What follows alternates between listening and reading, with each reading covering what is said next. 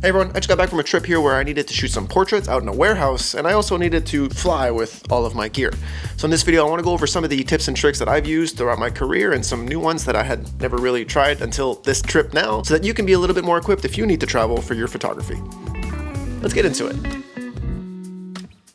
Hey everyone, welcome back. My name is Sergio and I'm a commercial photographer here in Victoria, BC, and I just got back from beautiful Edmonton, Alberta, where there was still some snow on the ground in April, which just reminded me that I still live in Canada and not just this little fairy tale island where I am. However, the shots came out great, the shoot was super fun, I had a blast, so I just want to go over some of those things that I did bring. Now, very first, if you saw the thumbnail, I would have probably shot my Pelican case, which you might be aware of. It's a 1510 Air Traveler case, and I did put, let's say, the vast majority of everything in there, but I also have this little bag here that I used for like lenses and little random things like that. So not entirely in the Pelican case, but like the vast majority of it is in there. There was 2 cameras, 2 lights, stands, tripod, all of that stuff, all in my Pelican case, which is quite impressive, something that I hadn't ever done until today. Now, the very first hack that I, for some reason, had never even considered doing until now was to remove the friggin' insert that comes in my Pelican case. I often tell you guys to take little bags or have little bags of little things so that you can just pick and choose them and put them in a backpack or put them in something that's a little bit more inconspicuous for all your equipment. Those dividers that comes in your Peli takes up a lot of room. Those little inches, especially when you're trying to cram in some stands or things like that, they really add up. So if you need to protect anything, have something for the protection of those little things. But most of the stuff that's in here are stands and like, you know, super clamps and things like that. So I don't really need them to be like super secure and free from being banged up. You know what I mean? So let's open this case and see what it is that I did bring. We'll get into the bag after, but we'll just pop open this case over here. Very first, as you can see, I do have quite a bit more room, and honestly, the only real reason where I needed to take out that insert is to fit one of these umbrellas. This here is a Photek Softlighter, which fans of the channel will know that I absolutely love these umbrellas. They're made of fiberglass. The rods are made of fiberglass, so they don't break, except for the central column. The central column is still made of stainless steel. However, that middle rod unscrews itself. I don't know if you can see here. Unscrews itself from the actual umbrella. The whole point of that is so that you can put your umbrella a little bit closer to your subject when you're shooting them, so you can have even softer light. But the thing is, when you have the umbrella in, it still is a little bit longer than the shaft itself. What that allowed me to do with this umbrella is just fit it ever so perfectly and diagonal in the Peli case, and I put that on top of everything, making sure that it was nice and secure. There is no better umbrella for the money. These things are phenomenal. They also come with a little diffusion sock, which I absolutely love using. It is insane how soft this tiny little light can really be. They're built to last, and they're fantastic little products. I don't make any money from them. This is stuff that I bought many years ago that I still use to this day. I absolutely love these umbrellas. If you're looking for a new umbrella, can't recommend these Photeks enough. So next the ultimate like little pièce de résistance, I would say, is this guy. This is kind of what I built my entire little kit around, which is a Neewer folding tripod that I think is like 30 or 40 bucks. It's super cheap. It's really nothing crazy, but it's decently well built for how small and compact this is and how I can fit it in my Pelican case and still have like 2-3 inches left. That's pretty phenomenal. This thing, what it does is that it unfolds kind of like, I have a Manfrotto tripod that kind of unfolds like this as well. And now what you've got is you've got a reversible little light stand tripod looking thing with 3 risers up here and a single riser on the legs as well. So this allows me to have like a 7-foot stand that's super lightweight, super portable, and fits in like a 19-inch carry-on bag, which is insane for how big of a stand this really gives me. Now, do I think I want to put it at max height with an 8600 and make sure that it's in the windy conditions? Like, no, maybe not. But if you got little lightweight lights and you've got one umbrella on it or a little reflector on it, this is pretty great. You can get away with quite a bit of stuff with just this tiny little portable stand. Next up, what I bring, if you might be looking from an alternate angle, can't go anywhere without a super clamp. I left it with a spigot. This is actually one of the coolest little hacks that I've found from I think I got it from one of you guys here on YouTube. So thank you for everyone who leaves comments, even if some of them are less nice than others. I think what's really cool about this is that I can have a spigot, a super clamp, and one of these guys, teeny tiny little tripod head, and I just screw this on top of my spigot, just like so. And now what I can do with this is I can clamp this to pretty much any table, any surface, anything, and I got myself a tripod. And this is a the most portable tripod you've ever had. And I extrapolated from this, and what I did is I just removed the ball head and I attached it directly to one of the flashes that we're gonna look into in just a sec.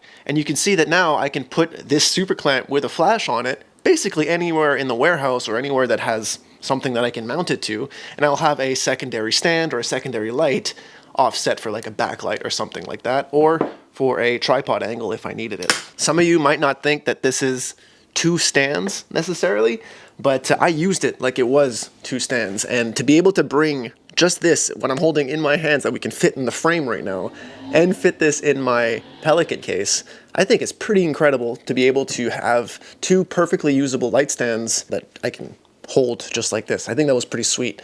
Obviously I needed, for the actual lights, I've got these little brackets that were up at the top. Now I knew I was using an umbrella, so I didn't need to bring the big S brackets. Those big S brackets, they're not huge, but they definitely take up a lot more room than these tiny little umbrella mounts. This umbrella mount just slides very easily on top of my light stand or in the spigot, and I was able to control my flash in any which angle that I wanted to.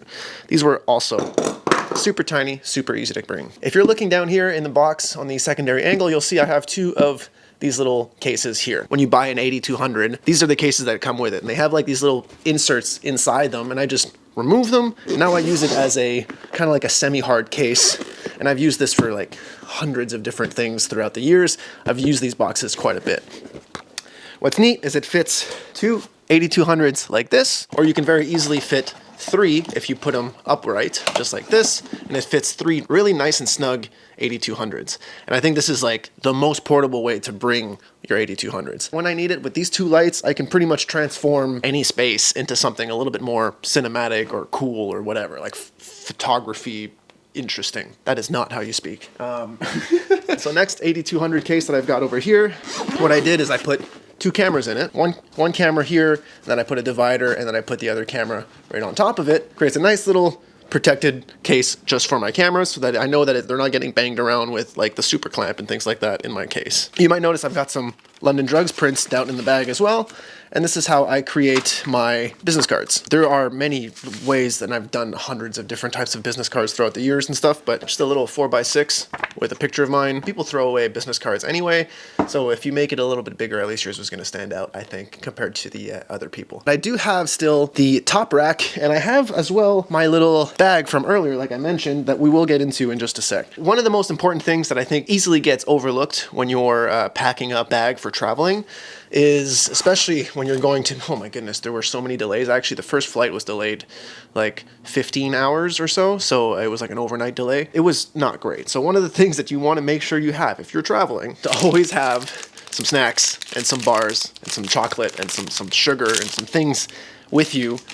Because, I mean, airport food is really expensive. You always have something. If it's not for you, then maybe for your girlfriend that's traveling with you, or with the talent that you're about to shoot that is low on blood sugar, and you're like, hey, you should, it's funny because I kind of got that trick from tattooers. If a tattooer tells you, hey, do you want a snack, or hey, do you want some water, you should probably take that advice, because that person is up close and personal with your skin, and they probably have a better idea of what's going on in your body than you do, especially if you don't really pay attention to your body. If your tattooer tells you to eat a snack, eat a snack. Next up, a little ND filter. I've got some step filters, some step rings in my other bag. Picked up this little fun little tab. It's the only one of my friends that was drinking, so that's why I received it. The top one here also just has a bunch more snacks, Canadian snacks. That's what's up there. Next up, we're gonna go over through this little bag over here, which is very easy to just kind of strap over your shoulder and or maybe around the Peli. Border agents don't usually mind for that. I will say that the Pelican Air will often get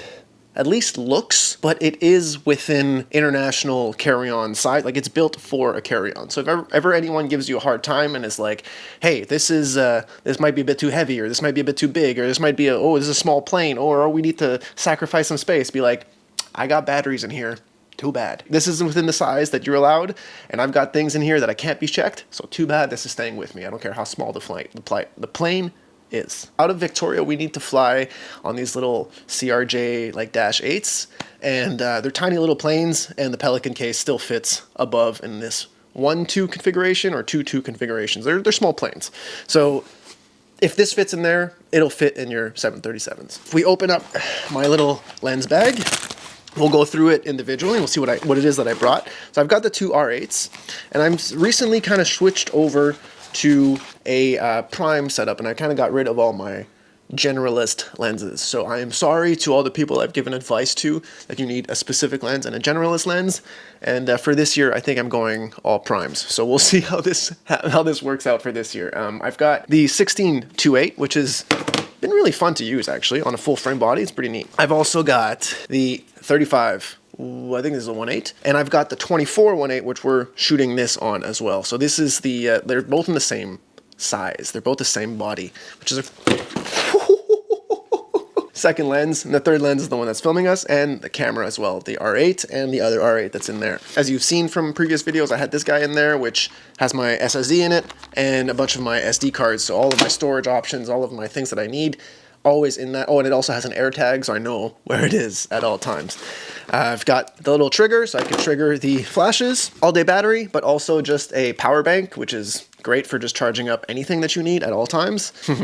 My favorite little piece, the little Mew, the little 35-2.8 everyday camera that I always have with me. And I was able to finish a roll of film, and it is currently being developed, but I don't think it'll be out by the time this video comes out. So tune into my Instagram if you want to see some of those shots, because I'll definitely be posting some. Mostly just personal stuff, but I always love how that camera turns out. Anyway, thanks for watching. I hope you enjoyed it. Leave a like on your way out, maybe subscribe if you're new here, and I'll see you in a couple days. Later.